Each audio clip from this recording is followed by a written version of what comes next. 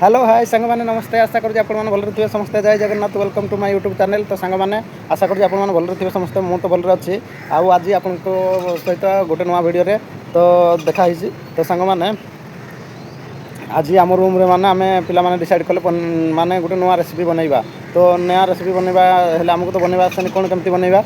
तो आपण माने से पर्यंत माने अपेक्षा रुहतु गोटे नुआ रेसिपी आज बनाऊँ आम आउ ता विषय आपण मानक निश्चिंत मु वीडियो अपलोड करी आपण माने देखि पारबे।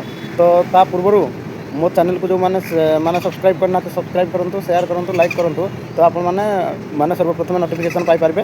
तो एबे चलो देखा से रेसिपी कौन आपण मैंने से पर्यंत अपेक्षा रुहतु आपर साहस सपोर्ट द्वारा आज सबकि हो पार आउ से पर्यंत आपण मैंने वेटिंग रुहतु माने देखिए कौन केमती रेसिपी बनाऊँ जेहेतु आमको बनई आसेनी तेणु तथापि आम चेष्टा करूँ बनवाई। तो आपण मैंने से पर्यंत अपेक्षा रुहतु देखिए कौन आम कौन बनाऊँ। तो एबे कहीदेवी कौन बनाऊँ ना एबे कहीदे आपण मैंने वीडियो लास्ट देखे भावुली मैंने वीडियो लास्ट देखेबी। तो वीडियो लास्ट ना एबे आपण मानक कहीदे आपण मैंने एबे भी देखि नियंतु हमर माने कौन रेसिपी हेबो। तो ये रेसिपी कौन केमती बना जाए आपण माने केमती बनाती कौन किसी आपण माने कमेंट रे कहिबे निश्चित। आउ जेहेतु आमको बनवा आसेनी तो आमे आउ कौन करू भाई आमे जेमती आसुजे आमे सेमती बनैबु। तो आपण मानक जदि पसंद लागे आपण माने निश्चित कमेंट रे जणाबे। तो रेसिपी डी एबे आपण माने देखि नियंतु।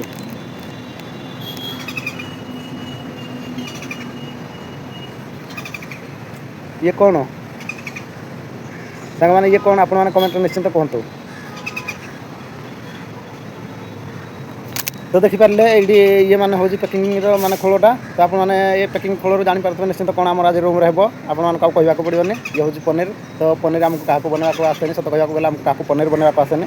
तो तथापि आम ट्राए करूँ केमती कौन बना जाए आदि आपने बनवा शैली भल लगे तो आप निश्चित कमेंट जनइबे। आ जेहेतु भाई बैचलर मैंने आम तो जानू कौन केमती बना जाए आम भाई कौन कहि आउ तथापि आम ट्राए करूँ बनवाई। तो आप पर्यंत अपेक्षा रुहतु केमती कौन आम पनीर तरकारी होची आप निश्चित कमेंट ये करेंगे कमेंट करेंगे आउ वीडियो को लाइक शेयर करने को जमार भूलें।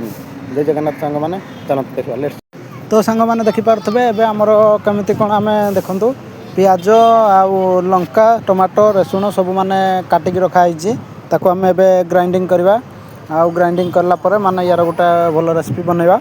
आउ आपण मैंने केमती कौन बनाते आप निश्चिंत कमेंट रे कहिबे। आमको तो आसेनी से आम कौन कलु ग्राइंडिंग करूँ ग्राइंड हेल्ले रेसिपीटा भल टे लगे बोली से करूँ। तो आपण मैंने देखूँ केमती बनने कौन भल लगे आप निश्चिंत कमेंट रे कमेंट करूँ जहाँद्वारा कि आमर भी गोटे माने एक्सपीरियंस बढ़ो जे ना ये जिनसटा ये हाँ कथा। तो आप कमेंट निश्चिंत करूँ। देखो एबे ये आम रखीदे। तो सांग मैंने या पूर्व आम ये कड़े माने आमर से जो पनीरटा आलू फ्राए होता तो से अल्प तेल अच्छे अल्प तेल से आम कौन कले गोटे चामच हल्दी पड़ा पर आउ दुईटा पियाज साइड कटकी रखाई से पियाज को आम ढालदेलु एवं आउ ढाला एबे पियाजटा को माने मिक्स कराला मिक्स करके माने पियाजटा टे पड़ा पर्यंत ताको आम रखीदेलु। तो पियाजटा जिते बड़े माने टिके लाल होपर आम कौन करवा ना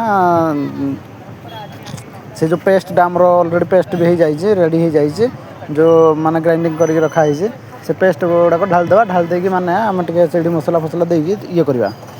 तो ये देखूँ पियाज रेडी होगला लाल लाल होगला तापर एबे आमर पेस्टा जो रखाई ग्राइंडिंग करके सेटा आम ढाल दिहला। एबे माने अदा रसुण पेस्ट ढाल दिहला जेहेतु आम अदा माने आणुनी आम पेस्ट ढाल सब तरकारी। तो ये पेस्ट ढाल दिहला अदा रसुण पेस्ट आउ एबे देखूँ लंका पाउडर पर ये पनीर मसला जीरा पाउडर सब माने मसला जहाँ भी ढालवा कथा ढालिकी मिक्स कर दिहला। मिक्स करके आम कम फ्लेम रे माने इंडक्शन पावर टे कम करके आम ए कौन कलु टे मसलाटा को ये कलु फ्राए कलु कारण मसलाटा सिझा दरकार भलसे सिझेबा देखो। आउ एबे आपण मैंने देखिपे माने ग्रेवीर माने कलरटा केमती होइछि आपण मानको निश्चिंत भल लागुथिबो आशा करूछि। तो आपण मैंने भल लगे कमेंट रे निश्चिंत भल भल लिखंतु।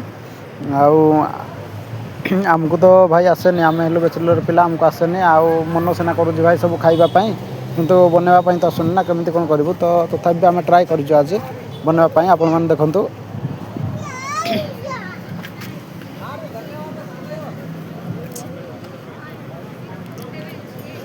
ମାନେ ରେସିପିଟା ଏବେ ବର୍ତ୍ତମାନ ଦେଖନ୍ତୁ କେମିତି ଆଳୁ ପଡ଼ିଗଲା, ଯେଉଁ ଫ୍ରାଏ ହେଇକି ଆଳୁ ରହିଥିଲା ଆଳୁଟା, କାରଣ ସିଝିଲା ବେଳେ ତାକୁ ଟିକେ ପ୍ରୋବ୍ଲେମ୍ ହେବ, ସେଥିପାଇଁ ଆଳୁ ଏବେ ଆଗ ପଡ଼ିଲା।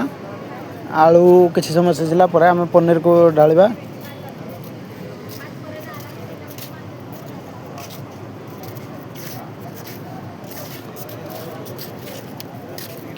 ଦେଖନ୍ତୁ କିଛି ସମୟ ୟାକୁ ମାନେ ଢାଙ୍କିକି ଯଦି ରଖିଦେବା, କିଛି ସମୟ ଯଦି ୟାକୁ ଆମେ ଢାଙ୍କିକି ରଖିଦେବା ମାନେ ମସଲାଟା ଭଲରେ ସିଝିବ।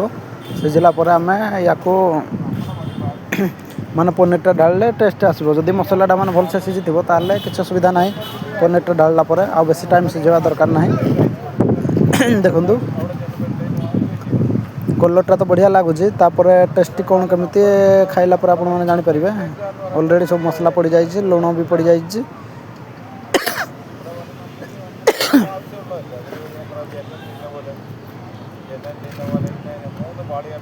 ଦେଖନ୍ତୁ ମାନେ ଯେଉଁ ଆଳୁଟା ମାନେ କଞ୍ଚା ଅଂଶ ରହିବନି, ଆଳୁଟା ସେଥିପାଇଁ ଆଗରୁ ଢାଳି ଦିଆହେଇଛି। ଆଳୁଟା ଫ୍ରାଏ କରିକି ରଖା ହେଇଥିଲା, ତାକୁ ଢାଳି ଦିଆହେଇଛି। ଆଉ ଥରେ ଆମେ ଥାଳି ଘୋଡ଼େଇ ଦେବା। ଥାଳି ଘୋଡ଼େଇ ଦେଲା ପରେ କିଛି ସମୟ ପରେ ସିଏ ମାନେ ସିଝିଯିବ, ମସଲା ସହ ଆଳୁ ବି ସିଝିଯିବ। ସିଝିଗଲା ପରେ ଆମେ କ'ଣ କରିବା, ଏବେ ଅଳ୍ପ କିଛି ପାଣି ଦେବା।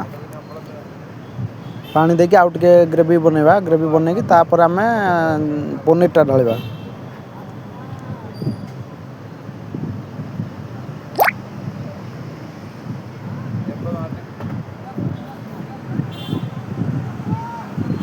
ତ ଏବେ ଆମେ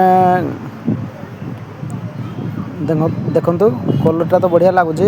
ଆଉ କାରଣ କେବେ ବନେଇନୁ, ଫାର୍ଷ୍ଟ ଟାଇମ୍ ବନାଉଛୁ, ତ କଲର୍ଟା ବଢ଼ିଆ ଲାଗୁଛି। ଆପଣମାନେ ବି ଦେଖିପାରୁଥିବେ କଲର୍ଟା ବଢ଼ିଆ ଲାଗୁଛି। ତା'ର ଟେଷ୍ଟ କ'ଣ କେମିତି କେଜାଣି ଆମେ ତ କହିପାରିବୁନି, ଖାଇଲା ପରେ ଜଣାପଡ଼ିବ ଟେଷ୍ଟ କ'ଣ କେମିତି। ଏବେ କ'ଣ ହେଲା, ଆମେ ଅଳ୍ପ କିଛି ପାଣି ଦେଇ ଦିଆହେଲା। ପାଣି ଦେଲା ପରେ ସିଏ ମାନେ ଅଳ୍ପ କିଛି ସମୟ ମାନେ ଇଏ ହେଲା ପରେ, ସିଝିଲା ପରେ ଆମେ କ'ଣ କରିବା, ସେଇଠି ଗରମ ମସଲା ଦେଇ ଦିଆହେଲା।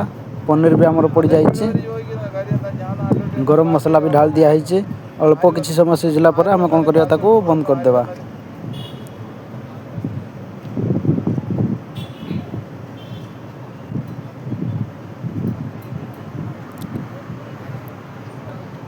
ଦେଖନ୍ତୁ ଆମେ ବେଶୀ ପାଣି ରଖିବାନି, କାରଣ ଯଦି ବେଶୀ ପାଣି ରଖିବା ତ ଗ୍ରେଭିଟା ମାନେ ପାଣିଚିଆ ଲାଗିବ। ସେଥିପାଇଁ ଆମେ ବେଶୀ ପାଣି ରଖିବାନି, ପାଣି କମ୍ ରଖିକି ଆମେ ଇଏ କରିବା, ତାହେଲେ ଟେଷ୍ଟି ଲାଗିବ।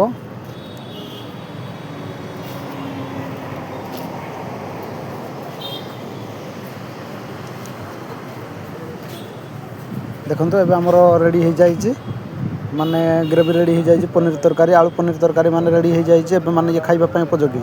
ଦେଖନ୍ତୁ ଆମର ଖାଇବା ମଧ୍ୟ ରେଡ଼ି ହେଇଯାଇଛି, ଆସନ୍ତୁ ଖାଇବା। ଜୟ ଜଗନ୍ନାଥ ସାଙ୍ଗମାନେ, ରହୁଛି।